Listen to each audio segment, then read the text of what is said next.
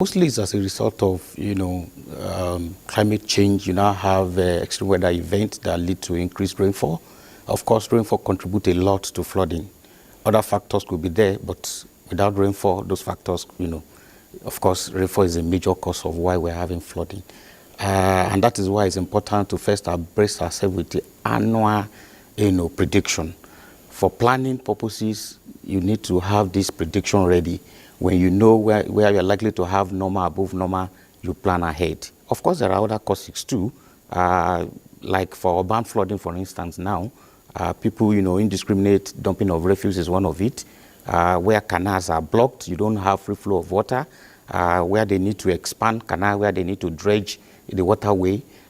Some people also stay along the floodplain area. Of course, we need to identify, carry out a study of what is actually the cause, because it varies from city to city, like I mentioned earlier. So for places where people are living in the floodplain area, we need to move them out of that place. Probably expand the canal so that the carrying capacity, the water carrying capacity of such canal can be expanded and there will be free flow of water. Of course, we need to also sensitize people so that indiscriminate dumping of refuse, like in urban cities where you see people dumping when they see rain, when rain comes, they start dumping refuse and all that, in their gutter. We should discourage this. But above all is for us to understand the root cause.